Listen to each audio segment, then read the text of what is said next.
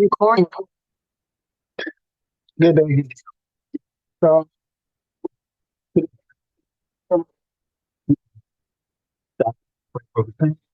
today is Saturday, the 28th of December, 2024.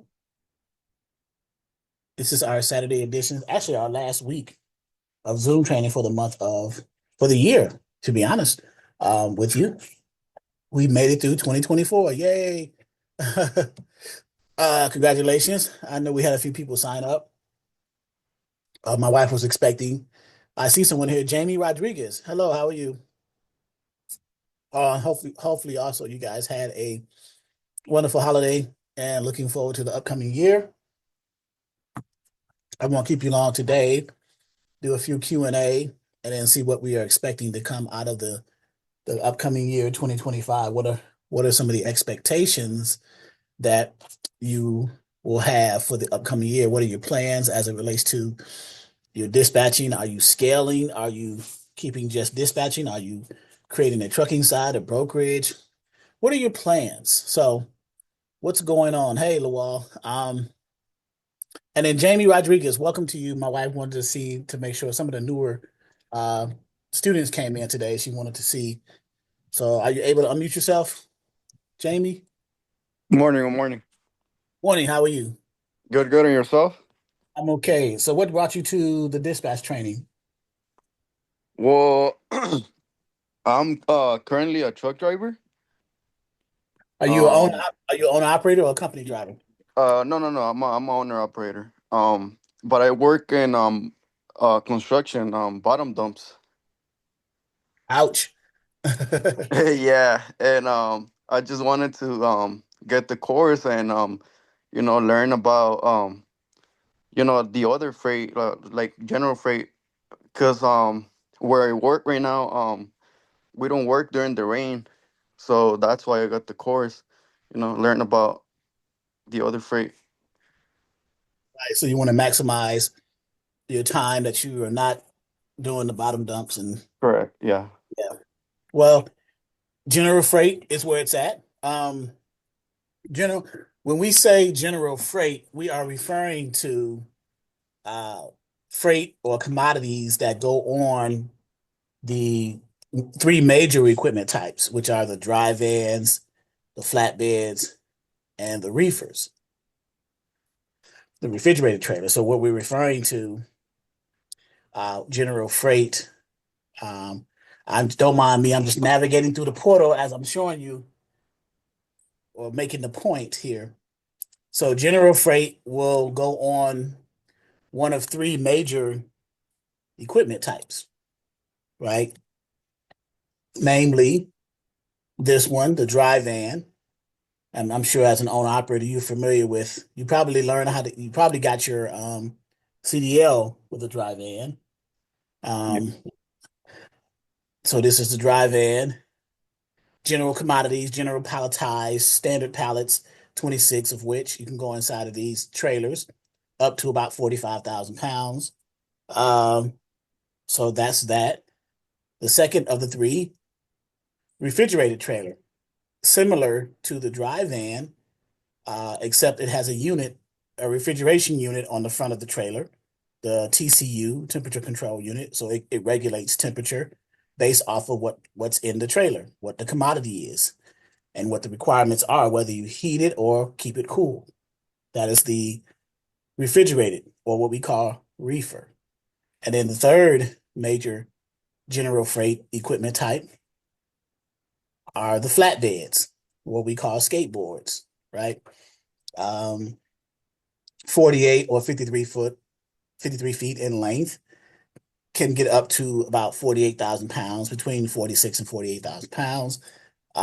Coincidentally, back to the reefer, with the reefer unit, you can put inside the capacity of the trailer up to about 44,000 pounds. So those are the three major ones that we here at the Exodus Logistics Learning Center, our Dispatcher 101 Training for Beginners program, recommend brand new dispatchers start out targeting targeting carriers, owner operators who drive these types of equipment types. It'll make your world a whole lot easy when you are dispatching for. Now, we're not saying don't deny or reject the other specialty equipment types. For example, the power onlys, the box trucks, the hot shots, and the sprinter vans or cargo vans. It's just that we want to make sure that you uh, get your feet wet and get in the door the easiest way. And the easiest way are through the larger equipment types. So, like coincidentally, I had this past week about 10 carriers literally call me wanting to be dispatched. But all 10, with the exception of one, so I say 9 out of the 10 were box trucks, right? So that's, I was concerned about that.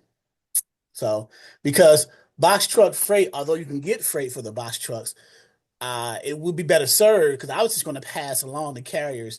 I'm not passing box truck carriers to new dispatchers. That would be, I don't want to set you up for failure. I want you to be successful. So I'm not going to pass a carrier to you that wants a dispatcher, and then you're going to have trouble finding freight for them. That defeats the purpose, right? Yeah. Do you agree or disagree? No, I agree. So, yeah, I want your transition into this industry to be smooth, right? So now with you, Jamie, have you are you considering creating a company like an LLC and then going after a carrier and things like that? Well, that was the main reason, just for me, like for my truck. But yeah, probably yeah in the future. So you're an owner operator. So you want to. So it sounds like, and correct me if I'm Yeah, wrong. I It yeah sounds like you want to dispatch yourself as well as other owner operators. yeah, correct, correct. Okay. Do you have a network of other owner operators that you may know that may be looking for Yeah, yeah, I know other owner operators. that are looking for dispatch services? Yeah, but they have only the like the power only, just the semi truck. Right. Yeah, So, okay. So, of the specialties, the power onlys are a little bit closer to the major equipment types because it's a tractor, right? All you got to do is just get a trailer. You can do load outs, towaways, you can do drayage like the ports and things like that. Preloaded trailers. Go to a DC, grab a preloaded trailer, take it to another location, get paid for that. Stuff like that. So, it's possible. So they're willing to, do power only type of loads. If they live near the ports, they can get port credentials like UIIA, TWIC card, SCAC, and then grab some chassis and run some drayage in and out of the ports with the chassis. Like here in Virginia, I'm in Virginia, our ports are very busy. I have a car wash that's literally near the port area, and a lot of tractor trailers come past the car wash. As a matter of fact, we actually wash tractors as well. So, yeah. and I have conversations with those guys all the time. They've been kind of busy in and out of this port. So, but so it's possible. But again, I would rather you focus on what's easiest for you starting out, and then take on the challenge later once you get the process down of how it's done, how the dispatch. You know, Yeah. so so create your company, come up with a name, something logistics, and then we have in our portal here our documentation that you would need, your dispatch packet, which contains the contract, the dispatcher agreement, the carrier profile, and the limited power of attorney. So that's needed as well. Another question. Would I have to make another LLC, or could I use the one that I have right now? So what is the one that you have called? It's my last name and trucking. But I heard that it's better to make another one because if I ever was to get sued, like they would go like against my trucks, you know. Correct. And your your original name is Rodriguez. So it's Rodriguez Rodriguez, Trucking. yeah. JR That's Rodriguez Trucking LLC, yeah. JR. Yeah, JR Rodriguez Trucking. So that's basically you're basically a carrier company. You're a trucking company. Correct. So yeah, it would probably be wise in your case to create a separate Um, LLC, something like J.R. Rodriguez Dispatching or J.R. Rodriguez Logistics, right? Then you can separate the two, not only for liability purposes, but just, in general, right? Now, some people will say, well, can I also say J.R. Rodriguez Trucking, DBA, J.R. Rodriguez Dispatching? You can do that, but you're going to confuse yourself there. I yeah, would yeah, yeah. rather, yeah, I would rather, if it were me, I would definitely separate. And it's not a problem creating another company. Where are you based out of, JR? California, Paris, California. Okay. So yeah, so just create that. Are you guys still dealing with that out in California? You still dealing with AB5? I don't even know what that is, to be honest. Okay. For owner operators, uh it's an assembly bill in California, AB5 California law. Um Assembly Bill 5 is a law that requires companies to reclassify some independent contractors as employees. So owner operators are rolled up into that process as well. So if you haven't dealt with it, then you may be one of the lucky ones. So, um, Yeah, I didn't even know what that was. right. So yeah, so I'll send this. This is a link for it. You can read that and just to be safe out there. And then also, if you guys are company owners, be mindful of the BOI filing as well, the beneficial owner filing. Okay, got to be mindful of that too. I just had my guy do mine, the taxes, BOI filing here. File your BOI report.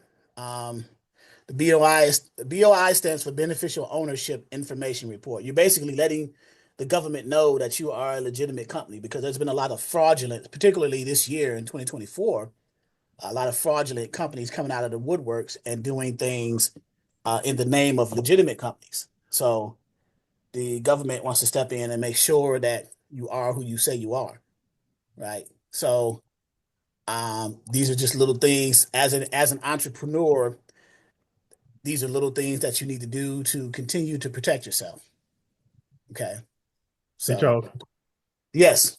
So the BOI, you probably want to share the IRS link because it's free. Because this link you share, some of these links actually do charge. So if you're not aware, you just go and try to find it on that site, and you get charged. But for IRS site, it's actually free. Right. So, and that's a great point. I'm glad you said that. Yeah, the BOI, the IRS one, probably from FinCEN, the Financial, what's that, Crimes and Enforcement Network. Um, yeah, FinCEN.gov, IRS.gov. Uh, let's go to the other one that was under it, IRS.gov. Here's the one. We'll do this one. So this is the actual IRS site. It says IRS. And so yeah. So they had paused it for a minute, Chiante, but I think they brought it back up. I just spoke to my CPA. So they paused it again, you're saying. Interesting. Well, mine's have been filed, so I'm wondering why they keep pausing it. But at any rate, it's still great for an entrepreneur to be aware of what's going on, right, with your company, and you want to dot your I's and cross your T's. You don't want to get surprised by the IRS or anything government relating saying, hey, you haven't filed or let us know that you're a company, we're going to shut you down or whatever the penalty is, or we're going to fine you a certain amount of money, right? So I just want to make sure that you are it's just another form of compliance. Just stay in compliance when it relates to the IRS, stay in compliance when it relates to the government, stay in compliance when it relates to business. That way, if you're not doing anything wrong, you have nothing to worry about. That's the philosophy I live by. If I'm not doing anything wrong, I have nothing to worry about. And if I'm doing everything the correct way, then I should be fine. I wouldn't have to look over my shoulder. I wouldn't have to do things or try to catch up on things. So, okay. But yeah, JR, back to your point, just create your new company, structure it again however you want to structure it. I know JR, J Rodriguez Trucking is an I'm assuming it's an LLC. No. Um, so you would create the other one, JR Rodriguez or J Rodriguez. You can say dispatching specifically, or you can say logistics. Um, and go from there. And it'll be totally separate entity from your trucking side, which is great. That's beautiful. Keep everything trucking, keep everything dispatch. Now the two are going to mesh together at some point, because at some point, as a dispatch company, your JR dispatch company or logistics is going to find loads using your JR trucking, using the assets of your JR trucking company, right? Whatever. What kind of asset do you have? What kind of equipment are you driving? It's a day cab. We only work local, yeah. Okay, so you're not over the road. No. Yeah. All right. Well, even that being the case, you still want to, keep it separate and protect it, you know. So, and then especially now in 2025, uh the philosophy, in my opinion, should be what are we going to do different but better in 2025 than we did in 2024? Are we going to, you know, tighten down on our business concepts? Are we going to try to go after carriers a little bit better strategically? Tighten up on our back office infrastructure, how we set up and I'm speaking to you guys as entrepreneurs, as dispatch companies. You know, what do I need to do to make my dispatch service a little bit better, either before or after I get a carrier? So, because the carrier is going to come. I know you may seem like, well, man, I'm never going to get a carrier. Well, once that thought sinks in, and lo and behold, boom, pops up a carrier, right?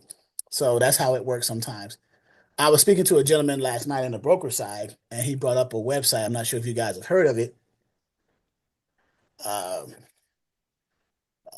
because I've heard of it vaguely, but um, Industry Select, the database of manufacturers, suppliers. Have you guys heard of this website? And this is more on the broker side, but we can utilize it for carriers when you go after the shippers directly. So just wanted to share this with you guys. And I know Chasa is here. Chasa, this will be a good resource for you and Darren, particularly. I've created a demo with them, and I'm going to speak to the gentleman with his login and get access to um, the shippers and things like that, where you can go in there and do a lot of things. Look up companies based off of their phone number, their name, their email, the brand that they do, and then get real time data and reach out to the individual. So run that past Darren. If Darren needs to talk to me, he can. I'm going to get login information as well. So, but Industry Select. So, I'm sorry. Good morning, Charles. Good morning, everyone. Is this kind of like Thomas Net or no? yeah, Thomas Net to the third power, if you will. Okay. Okay. Gotcha. Yeah, Thomas Net, um, McRae's Blue Book, Careers in Food, the National Chamber of Commerce Directory. So yeah, yeah. So LaDonna made a great point here, because I was asking what do we plan on doing in 2025 different that we did in 2024, and she says strategic planning. It's strategic planning time as we end this last quarter. Right, and we are in the last quarter, October, November, and December. Each quarter is 3 months, it's 4 quarters in a year. We are in the last quarter. So, how we're going to close out the last quarter and prepare for the first quarter of 2025, which is January, February, and March. Um, and that's something that I don't expect an answer right now on this call, but I'm just saying that's something that you would have to think about, over time, as this last week come to a close of the year, last few days of the year. How are you gonna you can assess what you've done in 2024, and only you know what you need to improve on. We don't know that. We're not there with you intimately in your business. Only you know that, and only you can assess yourself. But the thing is, you have to be truthful and honest with yourself.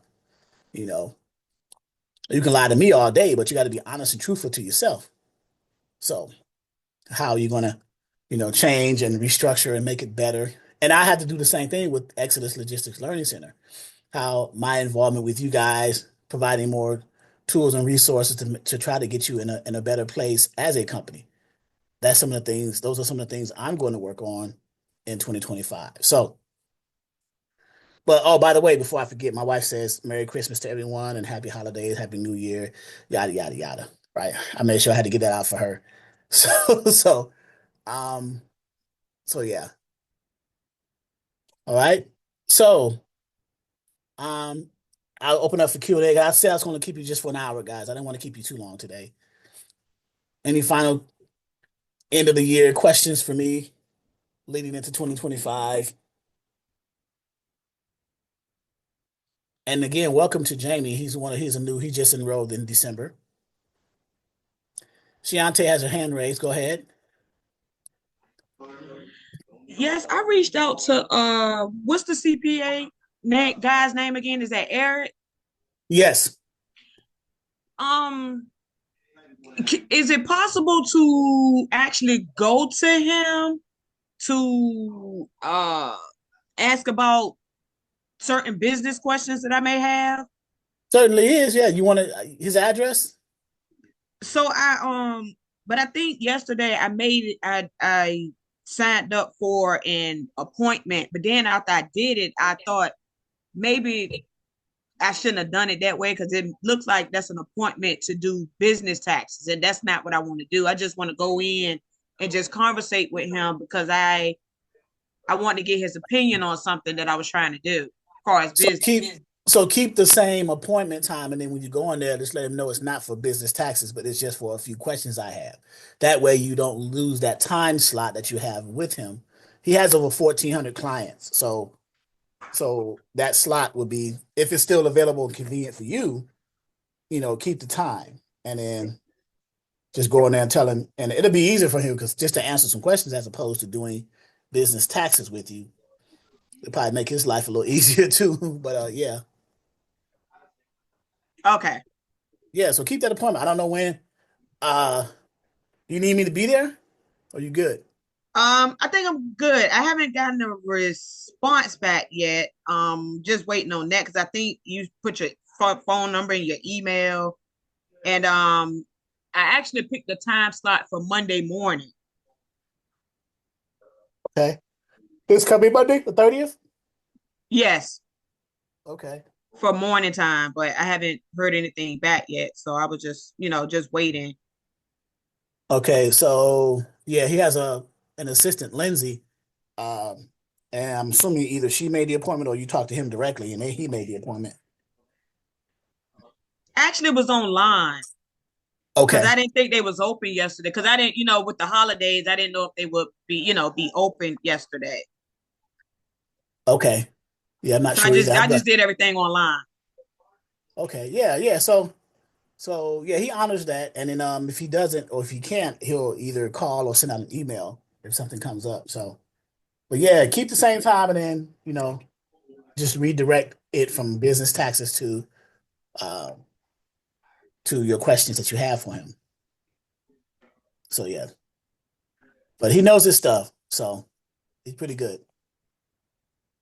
So yeah. All right. All right, thank you. All right. What else we got going on for the end of 24 into the beginning of 2025 from a dispatcher or a um, business or a financial literacy perspective? Lawal, you're unmuted. I'm not sure if you have a question or not. Yes, I do. So this site you're sharing now, this is for brokers, right?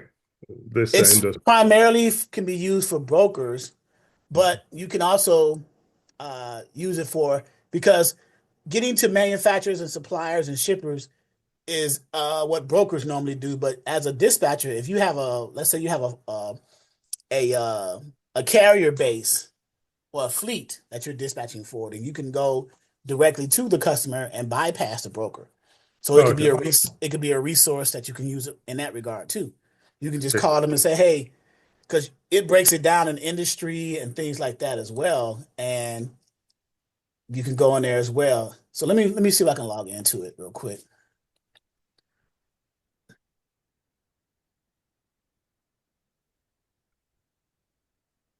See if I remember.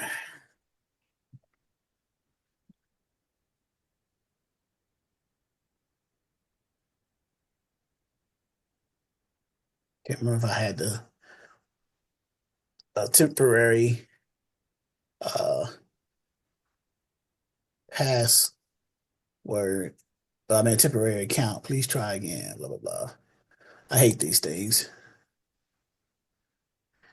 Hey, Damon. Bicycles.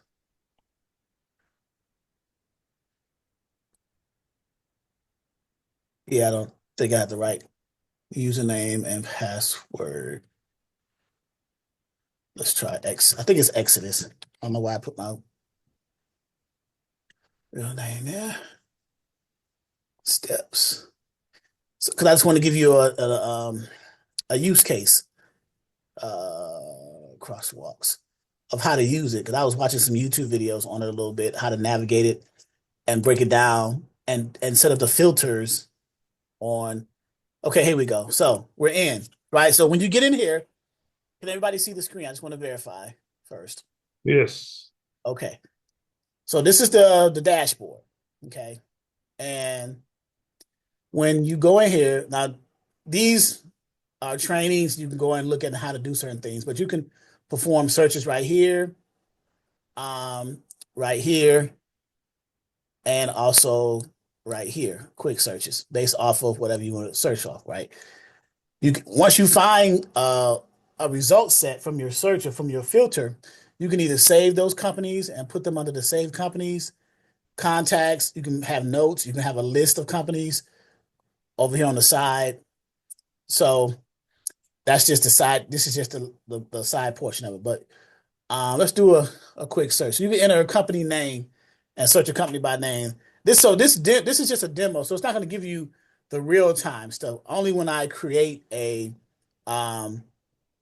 please contact us for trial access to the database. So I already contacted them.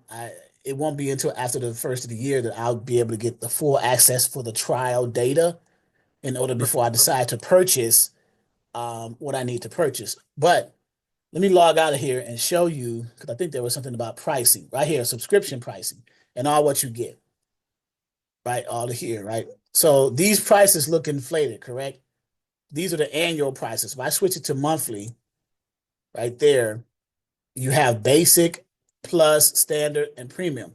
So the question becomes when I speak to the representative, I'm going to ask them, well, what's included in the basic, what's included in the plus, the standard, and the premium? What all do you get? And it breaks it down.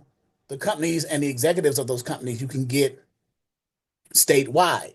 So again, it's from a broker's perspective. First of all, let's remember that. So I'm in Virginia. I can look for 6,481 companies, 15,366 executives in those countries. Then I can either get the basic, the plus, the standard, or the premium version of that subscription. And it's going to define who they are. Now, the executives or the companies and the executives in those companies, from a broker's perspective or from a dispatcher's perspective or from a logistics perspective or a transportation perspective, I'm only going to set up filters for my search only that relates to what I'm trying to search for. I'm not trying to search for a CEO or someone in finance, purchasing or whatever. I'm looking for people specifically in logistics or in transportation or in the warehouse side, someone who's in charge of shipping. So when I do my searches, and you want to start in your state, right? Or in my case, Commonwealth. Virginia is a Commonwealth. So that's how that works. I'm getting a little bit more knowledge of it, but once I have the meeting with the software rep, I will be able to provide more data for you guys. Browse database subscriptions by state, region, section, national, metro, industry, specialty, shipper, right? So look at this. It gives you the state. You can do regions, north, south, at mid-Atlantic regions, sections, east, midwest, southwest, national, metro areas, industry. Let's choose an industry. Now, this is probably where we are at.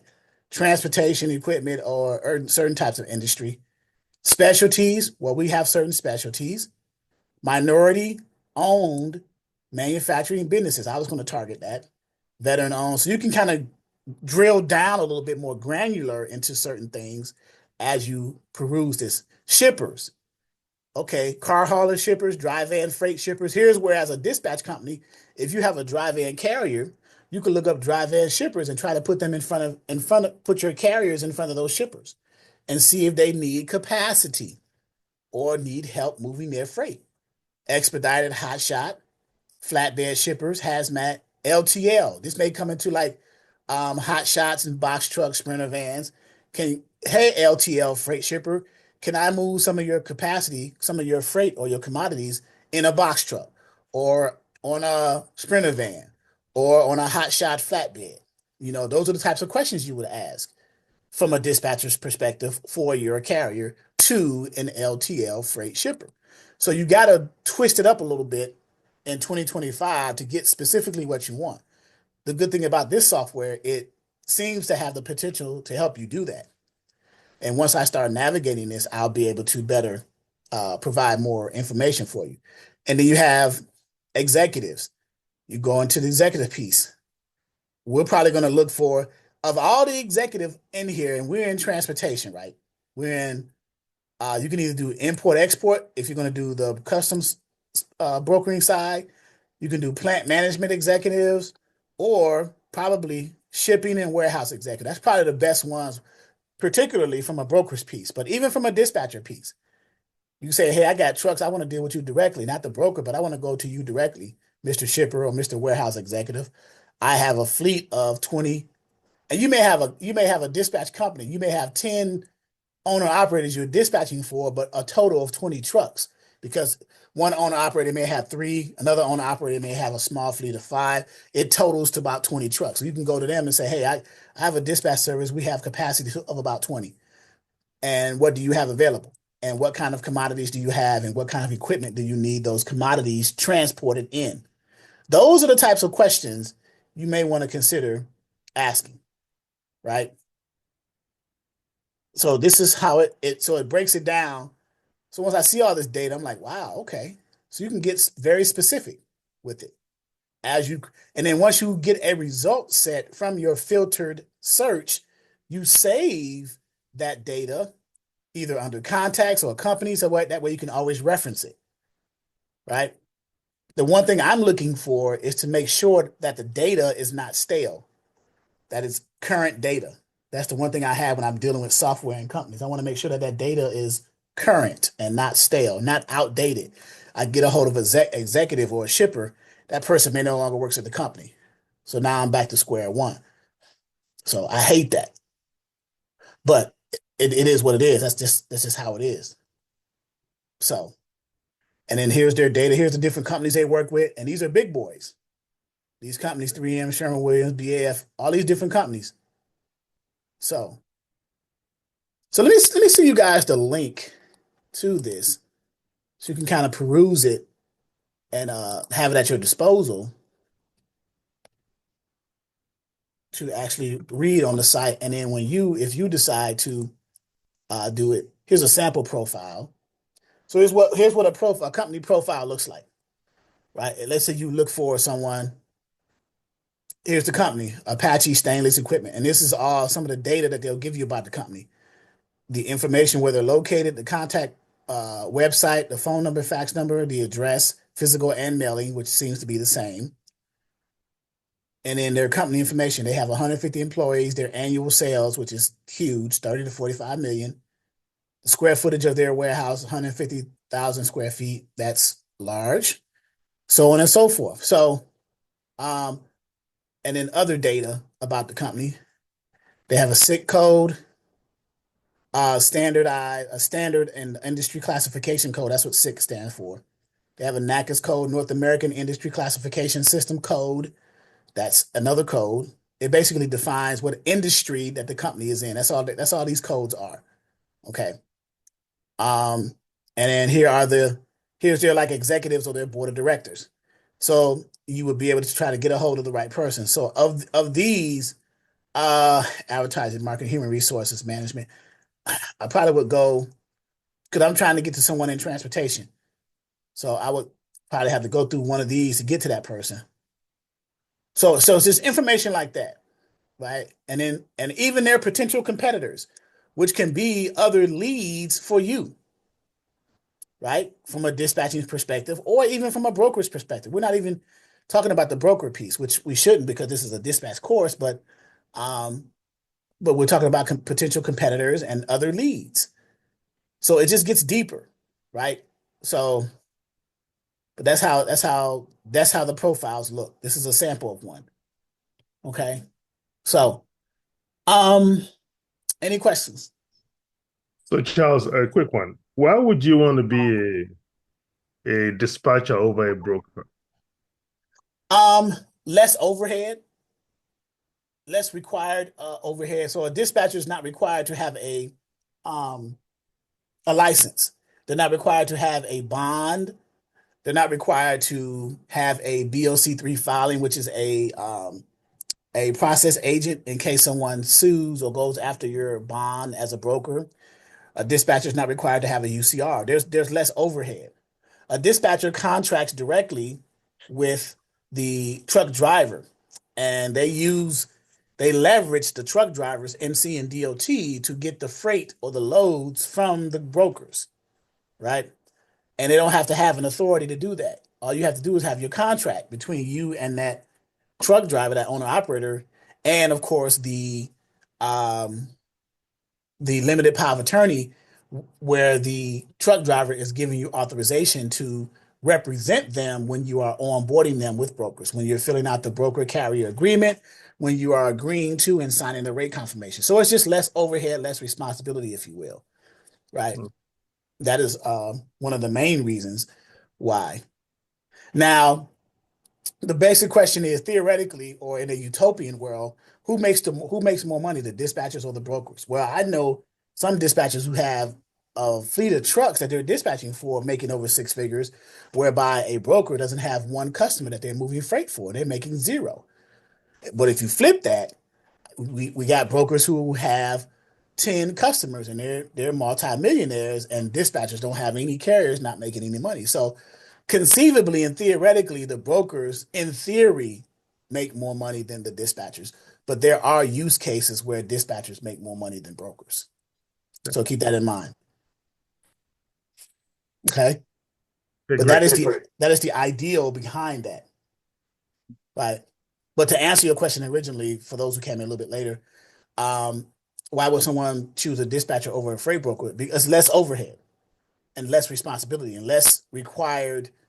You're not governed by the FMCSA and DOT. You don't have to answer to them, right? You answer to your carrier contractually and to your business legally, because you have a company structure set up as an LLC. So you answer to the governing body who allowed you to do that, whichever state that you registered your business in, and then you have um, a business obligation to your carrier in the form of your contract, your dispatcher agreement. So, and that's about it. Now, with the broker, you got to deal with the FMCSA, the DOT, all the regulations involved, the changes, all those other things that's going on.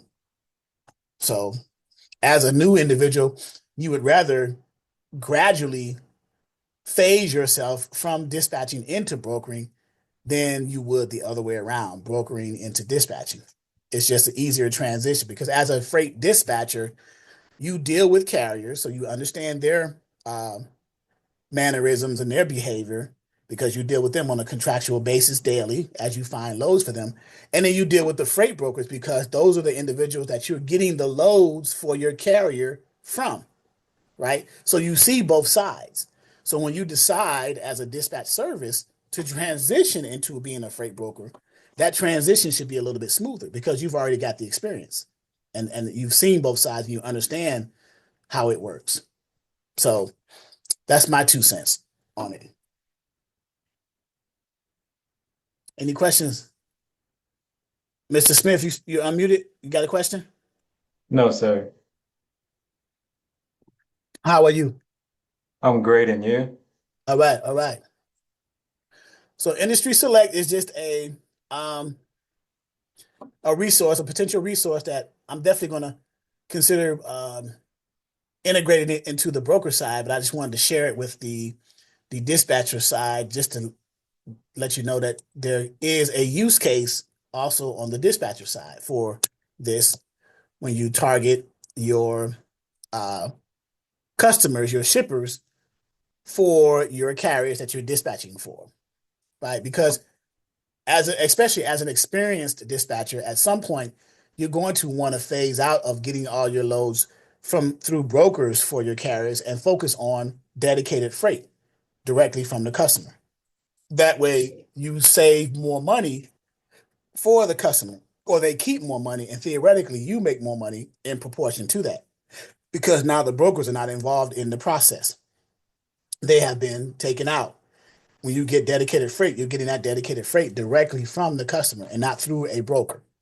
That is the ultimate goal of a dispatch service, to remove the use of a broker. The only time you would need a broker and even a load board is maybe on backhauls, finding loads coming out of. So you get dedicated freight from a customer coming from the pickup location to the delivery location, but they may not have something coming out of there. So you may rely on a broker or a load board to get a backhaul back to your money load. And that's how the ultimate relationship should go, right? You shouldn't rely on load boards throughout your whole process for a number of years over time. At some point, you want to build relationships with direct customers, right?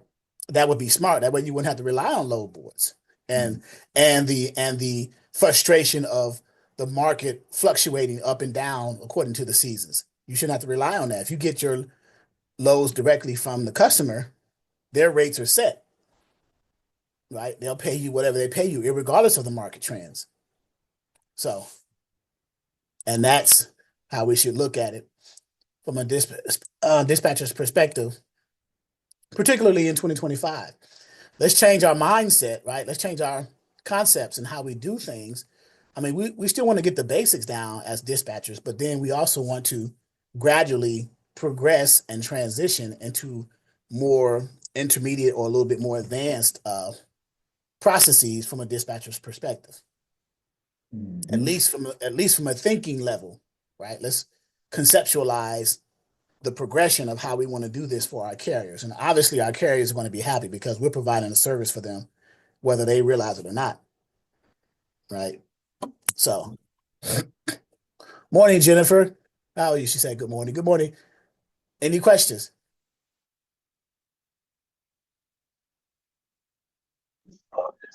Hey, Charles. Hey, Chasa. Hello. So I like the fact that guy, I'm sorry, I don't know your name, sir. He asked, like, why would you want to be a broker as opposed to a dispatcher, or why would you want to be a dispatcher as opposed to a broker? And Right. that's kind of like my situation, because I am a dispatcher and I've been dispatching for a couple of years, but I also am doing brokering. And Okay. I could just tell you, so from my experience, I needed the dispatching. I needed that foundation before I could even entertain wanting to be a broker. So I hope that, that kind of answers him. Like, it's better to start off as a dispatcher and work your way into becoming a broker because of the knowledge that you gain from being a dispatcher. Right. It's kind of like that concept of learning how to crawl before you walk, right? Like babies don't come into the world eating, they don't eat steak, they eat Gerber first. They got to work their way up to the larger portions of food, so it's the same concept. It's all universal. It's a universal concept. We got to crawl before we walk, so you don't go to elementary school writing thesis paper. And so yeah. And at the same time, once you've established your dispatching company, you may feel comfortable with that making its own money while you go into brokering. Because that's the stage that I am. Like, this year for me, it's all about growth. So I'm trying to hire people to work for the dispatching company. Fortunately, I'm with a brokerage that allows me to hold my own office. So I'm trying to build the broker office as well as build the dispatching company this year. That's my goal. Growth, and growth. Yes, get to the point of automation. Success, Jennifer made a great point. Success is a process. So you want to get to the point of automation with your businesses where the business is making money whether or not you're there while you're asleep. That's the whole point, right? That's what the wealthy do. That's what entrepreneurs do. They want, create businesses that make money even when they're asleep, right? Like investors, you invest in a particular stock, it's going to grow whether you are watching it or not, depending on the market it's in and depending on the type of stock and the valuation and all these other things. So, but yeah, that's what we want to get to. So dispatching can be also qualified. Like Chasha just said, she wants to put dispatchers in place. She's already established her company, the foundation, um, and now she want to put dispatchers in place, train them up, and let them make their money under the dispatch service. And of course, in proportion, she's making money because it's still her company, while she focuses on another venture, which is the brokering piece. So that's the same thing I'm doing. I just did a car wash, and I'm getting that to the point of automation. Exodus Logistics Learning Center is pretty much you guys run this, right? It's in place. You just log into the portal and it does its own thing. So it's running itself. I want to get that with the car wash, and then I'm also getting ready to close on a laundromat. So, which is an automated process too. It's a 24-hour laundromat where I can just fix it up and then let it run itself. Go in there every week or every month, take out the money, deposit into the bank account for the laundromat, and then keep doing the process over again. So it's automation, money making money while you sleep. So that's the whole idea. No longer gone are the days, in my opinion, where I want to physically work for money. My labor, I get paid for my labor. I want to, you know, uh, do it another way. I want to make the money and then let the money make the money. Put the money to work instead of me physically, because I'm getting older, right? I just turned 54 on the 24th of December. I just had a birthday. Uh, So it's, I want to, so your thought process as you get closer to that, well, I'll be honest, as you get closer to dying, as you get up in the years, your thought process changes. I don't want to physically do labor because I'm not physically capable of no longer doing that. And I'm not a young buck in my 20s and teens. I'm older now. So my strategy, or our strategy, I'll just say it like that, for those who are older, our strategy needs to change. Our mind state needs to shift. So we need to put ourselves in industries that can assist us in that, right? So we happen to be in one, actually: transportation, right? Logistics, brokering, dispatching, trucking. We are in an industry. We just have to position ourselves correctly and how to do that in the industry. So, and that's where we are. So let's get to the point where in 2025 at least consider and think about how to automate our processes with our companies, right? With our dispatch services, with our trucking companies, with our freight brokerage, or whatever, right? Let's get to that point, particularly those who are older. Now, for you young guys, go ahead. You guys can go ahead and continue to break your backs. You'll thank me later if you you consider doing it the other way. But you know, you know how youngsters are. Y'all, they're the strongest people in the world. They can do it all. Okay, enjoy. So, but I mean, just like anyone else, I learned the hard way too. I was young, dumb, and didn't listen. So it is what it is. Yep. So let's automate our process and go from there. So financial literacy, investing, you know, this actually is an investment. You creating your own company, your dispatch service is a form of investing because you're investing your resources, your money, and your time, right? And time, of all of those, time is the most important because once it's gone, guess what? You cannot get it back. It's not coming back. So we got to be wise on what we do with our time, how we manage it, who we spend it with, because sometimes we can waste time with people who don't have our best interests at heart. That could be family. Sometimes it's going to be tough sometimes letting some people go. But if it's for your betterment, hey, good riddance, goodbye. That's my mindset. I literally don't have the time. And I say that to a lot of people all the time. Look, man, I don't have the time. Literally. So, and that's not to say that you're better than someone. Your mind state is just in a different place. I can't help it that the next man's mind state is not there. That's not my problem. Your mind state is not in a different place. So it is what it is. And don't feel bad because you cannot please everyone. Do not worry about the things you cannot control. Don't waste your time on that. Do not worry about things you cannot control. I learned that the hard way. Unfortunately, fortunately and unfortunately, I learned it the hard way. But once I learned it, I'm sticking with it. I cannot worry about things I cannot control. Right? And what another person thinks about me is none of my business at all. What a person thinks about me is none of my business. I'm too worried about, I'm in the business of minding my business. Man. You agree with that? I'm in the business of minding my business. My business is making sure you guys are successful. That's my business. Making sure that the Logistics Learning Center, Dispatcher 101, Freight Broker 101, any questions you have for me, that's my business. I'm minding my business, especially in 2025. That's my New Year's resolution. So you think you got a lot of me in 2024, wait till 2025. You're gonna get sick of me like, hey Charles, don't you got a life? So wait and see.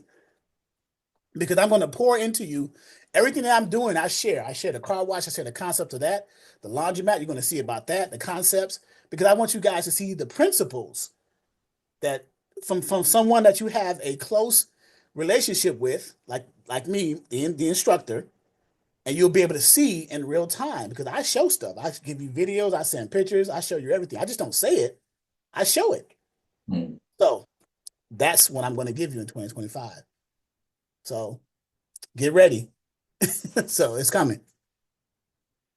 Any questions? I'm sorry. Sorry about the sermon. It's not even Sunday.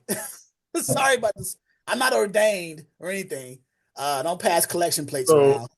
so Charles, quick one. So, this is my first time signing up, and I know in a month or so too, the subscription will expire. I know there's a month-to-month thing after that. How does that process work? My wife, she controls the administrative side of all those things. So when you get to a week before your 90 days expires, she will send out an email asking you whether or not you want to continue and remain in the portal and have access to everything that you had Okay. during the 90 days. So once you make that decision, either yay or nay, she'll go from there and she'll be the one that contacts you. And she's doing a great job of that, by the way. I need to give her a Okay. raise. But Okay. but yes. So So I'll look out for that. yeah, she keeps track of that and she'll send it out and corresponds and even talks to him on the phone. Okay, great. Thank you. All right, no problem. Charles.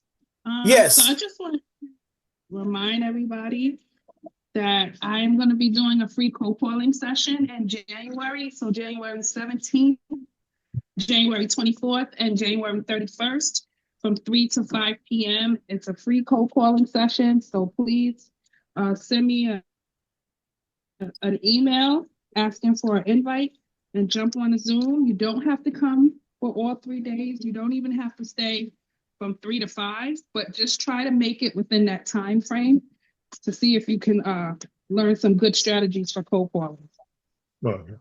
And I'm putting that in the chat here.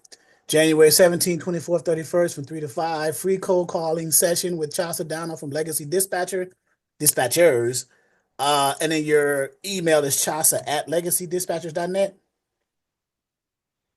That's Can you share correct. the email address, please? At legacydispatchers.net. There we go. You guys get that? So, Yeah. and the operative word is free. So take advantage of all the resources that get you into a better position, particularly from those who have years of experience doing what you are trying to do. That makes sense to me, right? So, yeah, and Tasha knows what she's doing. She can get a carrier in her sleep at this point. That's how advanced she could be snoring on the phone talking to a carrier. They say, "Yeah, sign me. I want you to be my dispatcher." So, and then her husband Darren is a freight broker. So we got the full gamut of logistics right there in that household, right? And Darren is Darren is my dude. So Darren is Darren. Darren knows his stuff. So, and he and I need to have a conversation. He's talking Darren. about you, Darren. Sorry. Oh, he's there. Okay. Yeah. You want to talk to him? Hold on a minute. Hold on, Charles. Oh, you guys are in for a treat. I didn't even expect this. Hey, Charles, good afternoon. Good afternoon, Mr. Donald. What's up, Dan? These guys are in for a treat. We got one of the best freight brokers on the call right now. Well, that's if you say so. It's been slow. It's been very slow. Yeah. Oh, I'm about to get. I need to talk to you because I'm about to get. I got three with Ping Freight. My partner and I, Melvin. We got three customers that we need to try to manage. Pizza Hut, Cox Communications, and I forget the third one that they want us to move freight for them in 2025. So, do you still have capacity with the trucks at Evans? I do. Yes. Yes, I okay. Do. So we probably can do some co-brokering or something, but I definitely want to include you in everything I do from the broker's perspective. So okay, I'm willing to work with you on that. I have a couple big contracts that I'm sitting on right now. I've actually been slow on getting back to them. These are people that I've actually done business with when I was working with Pitney Bowes, and with the e-commerce side, they put a Wells notice out, and then they went bankrupt on the e-commerce side. Right. I actually read that article. I had read that article. That was interesting how that happened. But anyway. Oh, yeah. A lot of people were caught off guard. But the key leaders that they had in the transportation, quite a few of them reached out to me after they landed in new positions. And I'm in negotiations with actually more than I think I want right now. But we're speaking. And I told the most recent conference I had was about a week and a half ago. And the gentleman I was speaking with, he's with a company that is based out of Georgia, but they are national. Okay. And he's moved into the logistics department over there. He's taking a lead role in it, and he wants to get with me, providing assets and moving some more freight. So we'll see how that goes. And then there's another company, a lady she's in Dallas. She's with a company that's based out of China. It's an up and coming company. And they are basically taking over the mid-mile segment, which is where they want me to get involved in the middle mile segment. So I'm speaking with them on that too. So when you say that, I want you to define that so those who are dispatch can hear that. Define what the middle mile segment is. Okay, well, you have final mile, which is where it goes from like an Amazon situation where they're going to your doorstep. Right. The middle mile is the distribution portion of it. So they come in, basically they'll come in from the, say, ports, and they'll end up at they'll transload it, and then they'll get distributed throughout the country.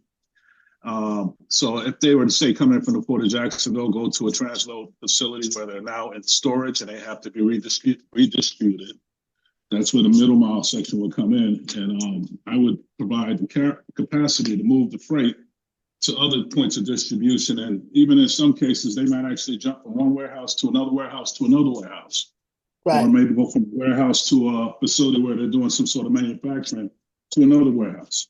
So I'm not touching on the final mile segment where it may be box trucks and smaller vehicles required. I'm dealing more so with full truckloads going from one point to another. And right. So that's interesting in the transporting of a shipment. There's various segments involved, and you can make money in each of the segments. You don't have to be in all of them. No, you can break it down to the lowest component. I mean, it's from screws to brackets. Everything has a place in the distribution chain, and it gets interesting. Like I said, this has been one heck of a journey, Charles. It's been a heck of a journey. Yeah, there's a lot of layers to it. I'm glad I heard from you. I introduced. I'm not sure if you heard of Industry Select, which is a resource to Chelsea. I think she's probably showing you the link or whatnot. But I'm setting up a meeting with the reps at that company and kind of take a look at it, see how we can incorporate that on the broker side. But I'll be reaching out to you obviously in the new year. So okay.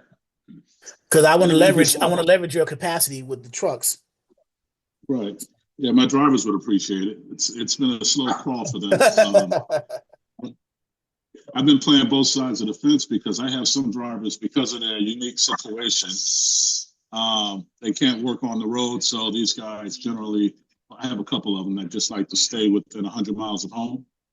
So I found myself dispatching, and I've been working with other companies. So I've been playing both sides of the fence and actually going to my wife for advice on the dispatching. And because it gets a little frustrating, but you know what?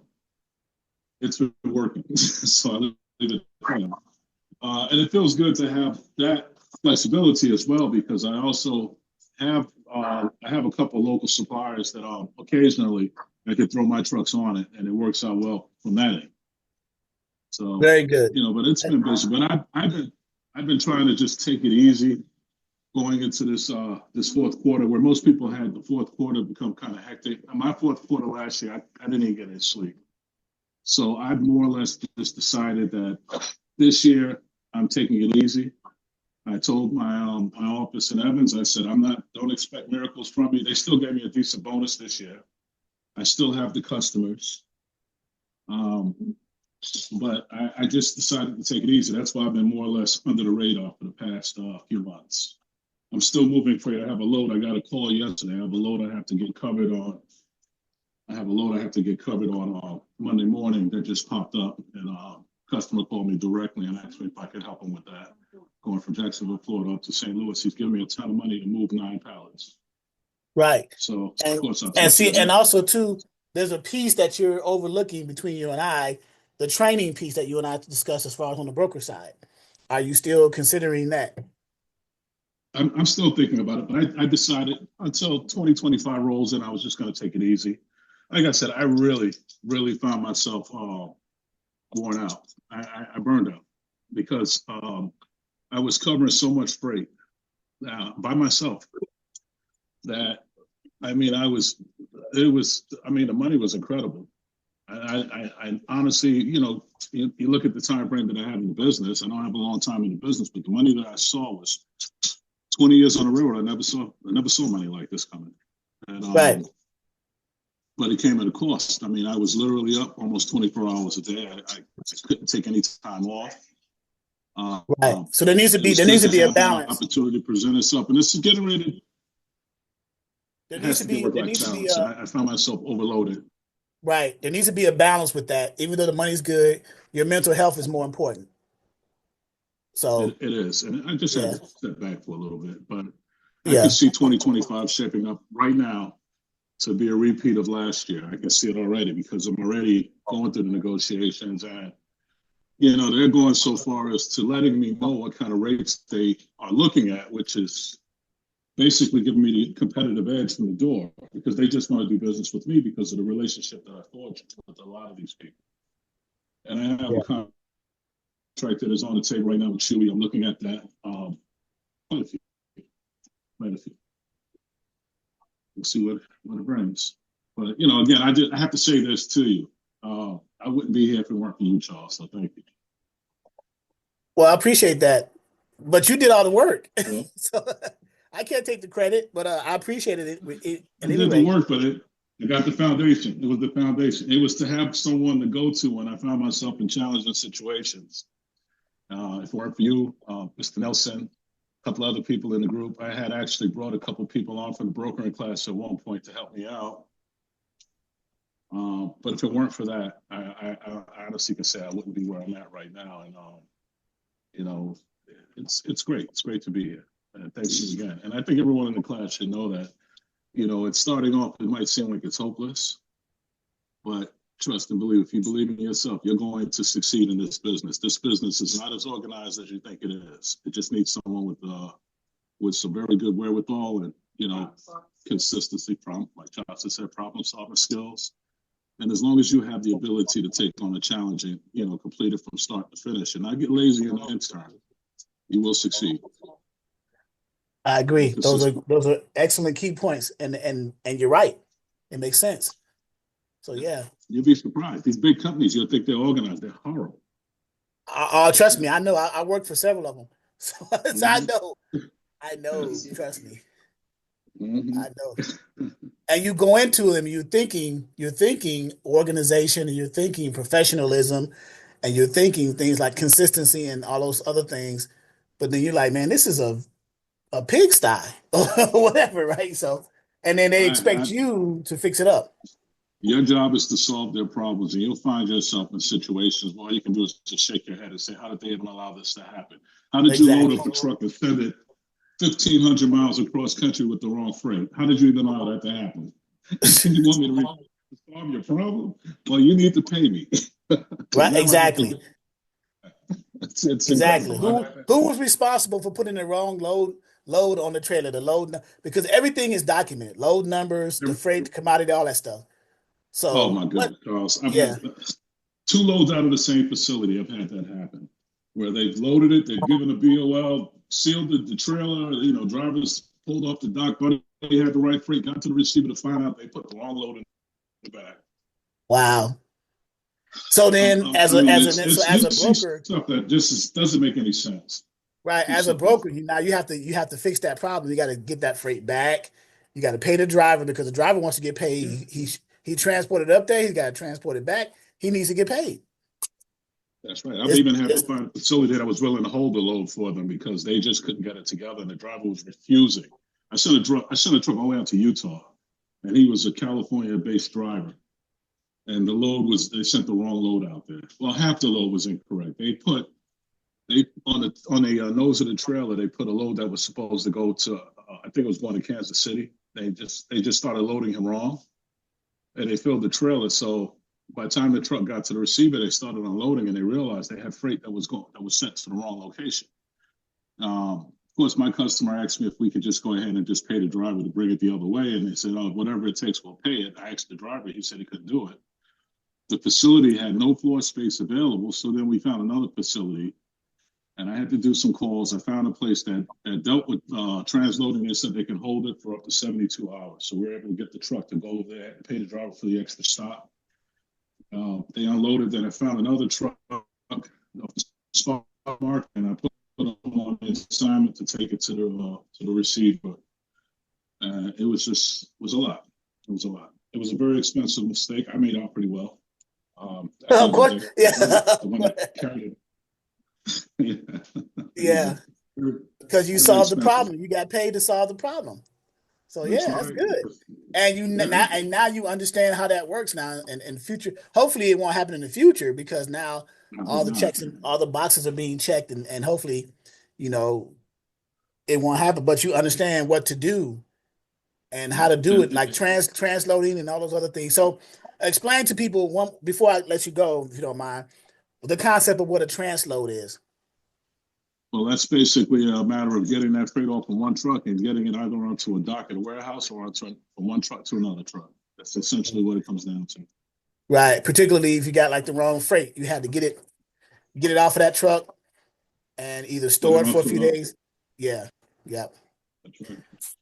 And as a broker, you're also going to find yourself in a position where you might want to be mindful of the carrier. Like I use highway a lot. I look at the average age of the fleet. That's something that you really need to pay attention to. And I know this is the dispatching class, but I do want to touch upon this. If you have a truck and you're working with a carrier and he's got old equipment, just be mindful of that because he might not make it to the final truck, destination. And just be prepared for a recovery operation. Those come up, you'll run across those. And this, as a dispatcher, you'll be trying to figure it out with your driver. As a broker, you'll be trying to figure it out with the broker. How am I going to recover that load? Because a lot of the time, freight is time sensitive.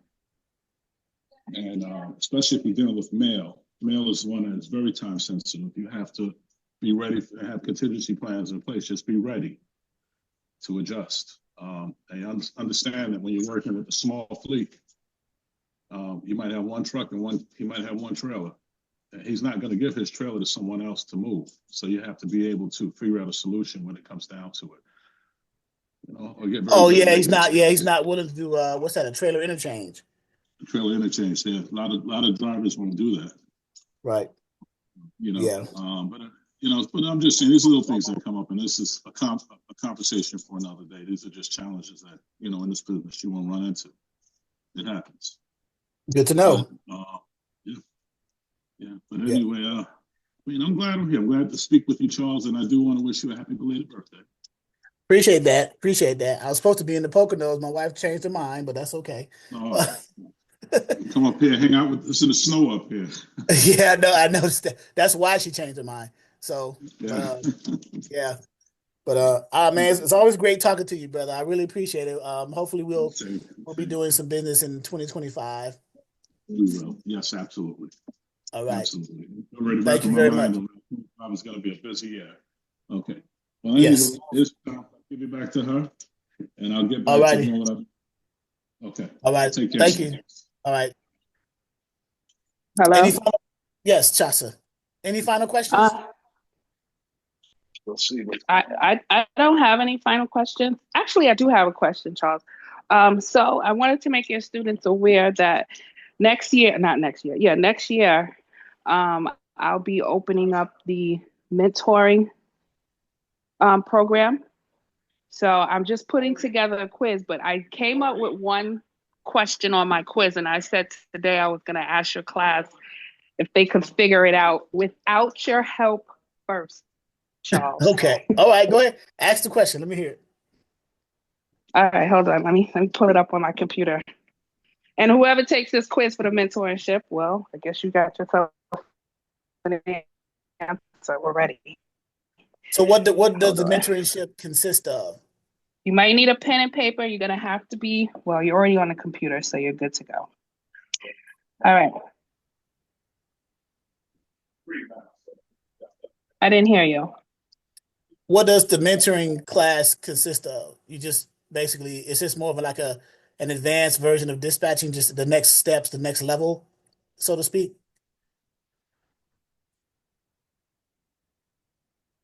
And then what is your question too?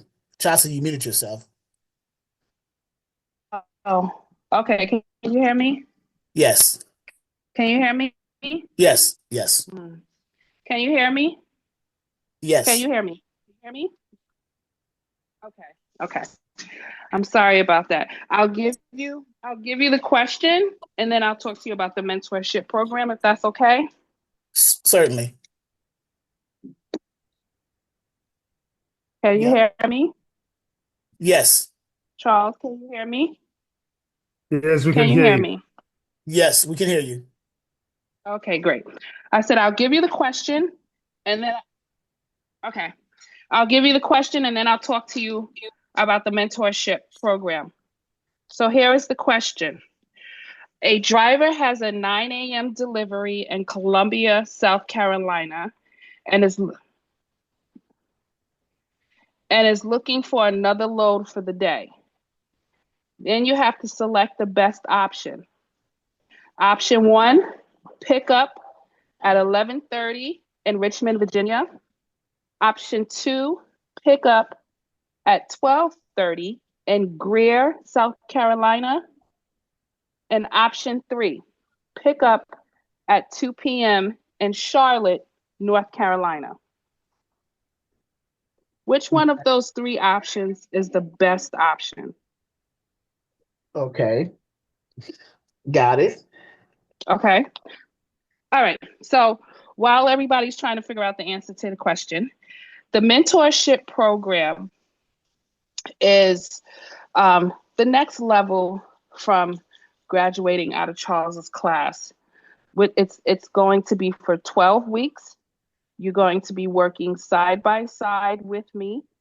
We are going to be cold calling carriers. We are going to be calling brokers. We are going to be booking loads. We're going to be basically talking to our drivers throughout the day.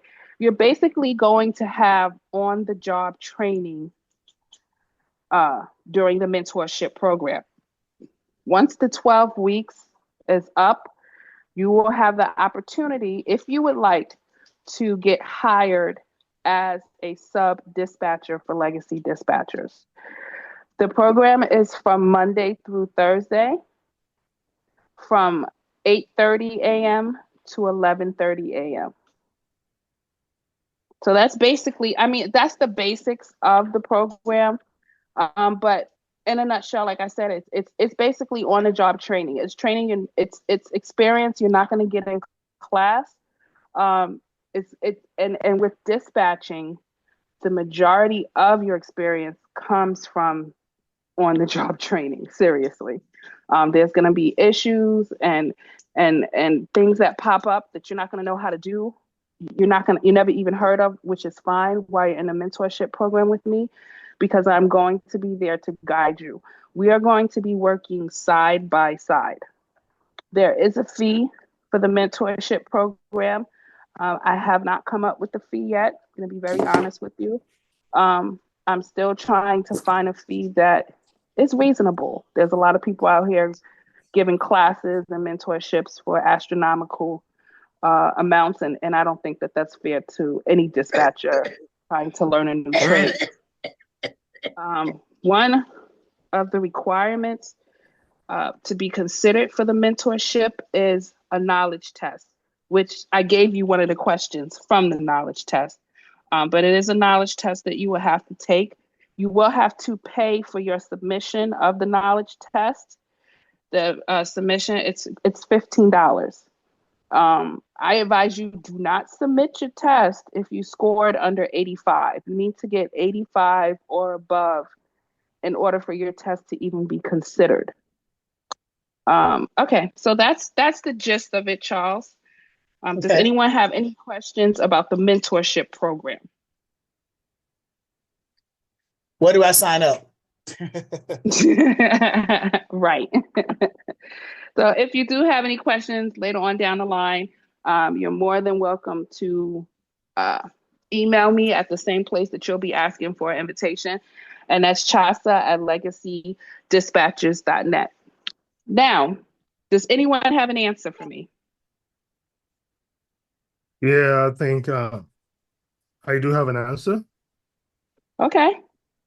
I'll take the Charlotte, North Carolina, because it's later in the day. It gives the driver time to, get the load down, have some time to rest. And it's about an hour from Columbus, an hour when I looked at the distance.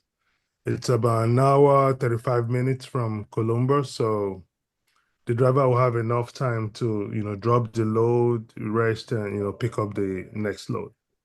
That's the, thinking I have behind that answer. Okay. Any other answers? I think. All right. So, go ahead, Charles. I think there's a lot of other variables involved before I give an answer, but I'll just see what other dispatchers think.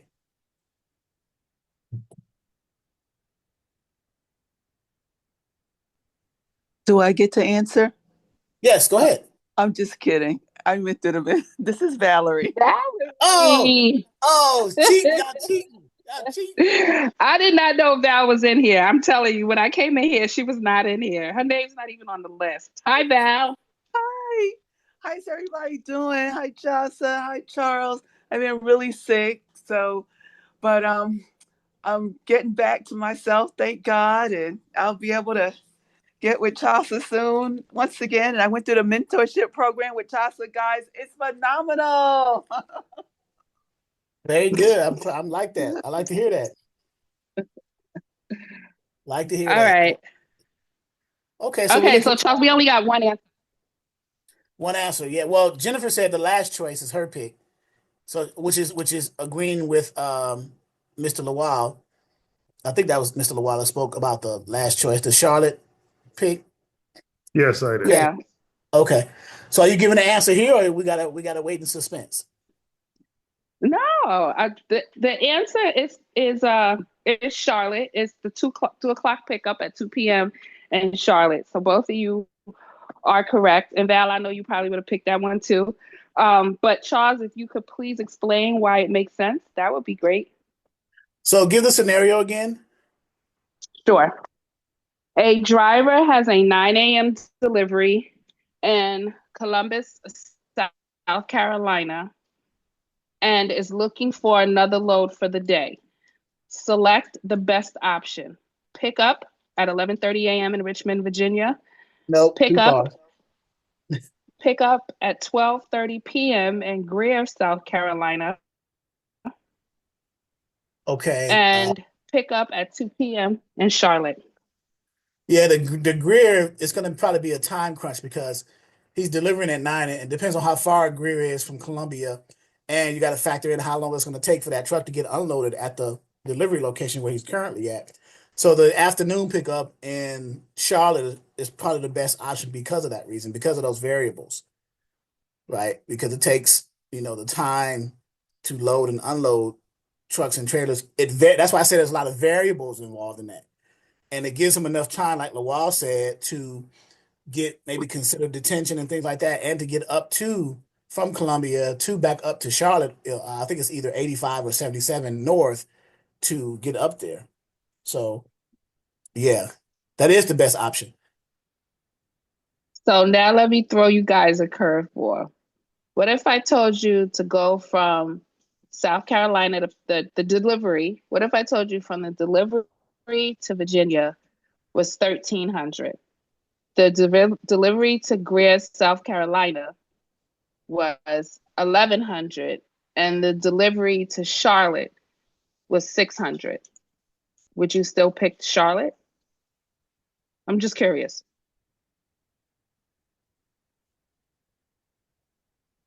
I'm talking to you guys. Somebody answer me. Would you still pick Charlotte? I don't get That's the a good, answer, right? No. Okay. that's a good question. So now you're thinking I money. would- Now, if you're thinking money, then you would say no, but then you're still running the risk of not making the on-time pickup in the one in Virginia. Exactly. So you may not. So you'll probably lose out. That's correct. You're going to lose out because the driver's not going to be able to get there on time.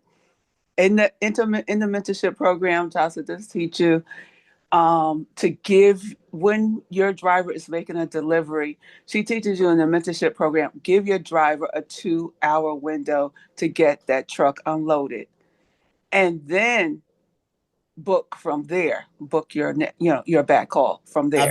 A bare minimum of 2 hours, sometimes 3, Mhm. because Yes, some broker carrier agreements, the detention is free after 2 or free after 3. So you have to be, again, there's so many variables you have to consider, and every situation is different. So you can't apply one model to dispatching because every situation is different. You got to be careful of that because you'll kill yourself in the long run.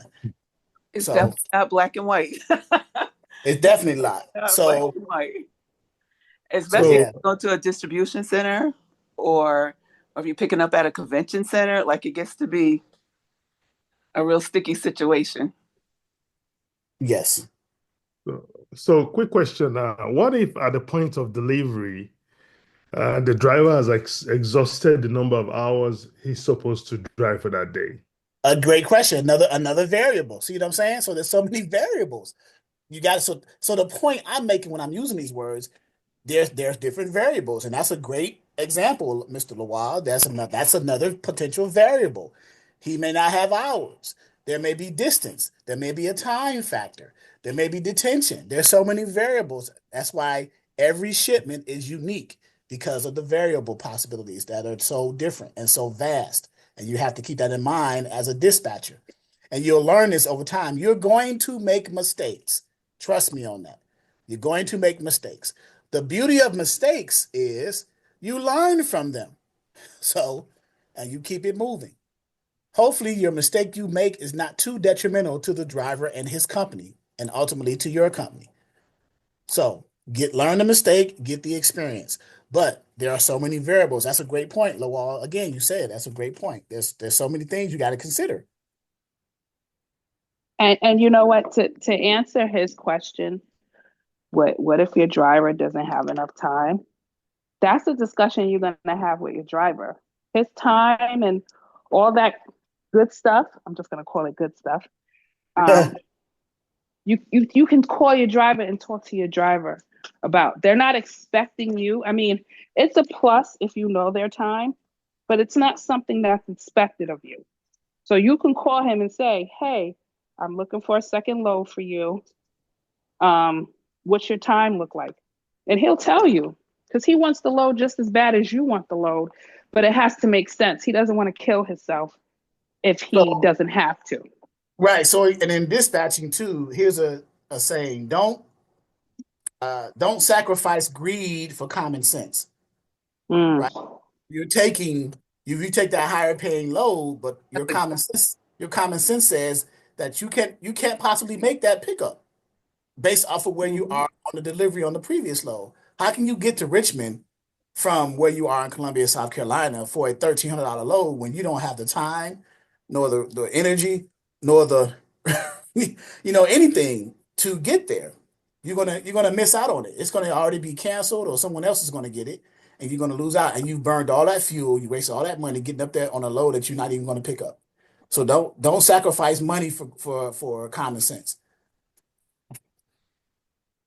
So So you gotta be mindful of certain things. And you want to, as a dispatcher, because different shipments have different potential variables in them, create you a standardized checklist for yourself. And everybody can do it individually for their companies.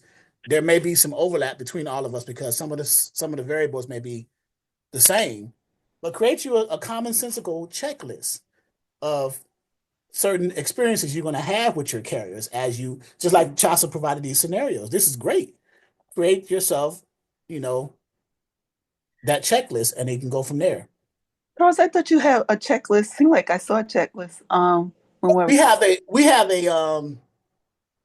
checklist when it relates to the broker, a details checklist. like Where it. if the broker doesn't provide enough details of a load Mhm. details, it's called the load details checklist, because a lot of brokers don't put enough information in the posting of the load on the load board. So we got a checklist to ask those fill in the blank types of questions based off of the specific equipment types, the dry vans, the flatbeds, and the reefers. That's the checklist you're referring to. Oh, okay.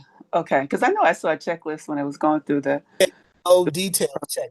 We asked Hmm. them because some of the stuff is, it's some of the common things you ask for. What's the weight? What's the commodity? What's it paying? If it's picking up, is it an appointment time or is it 24-hour shipper? First come, first serve. Some of the basic stuff, right? Right.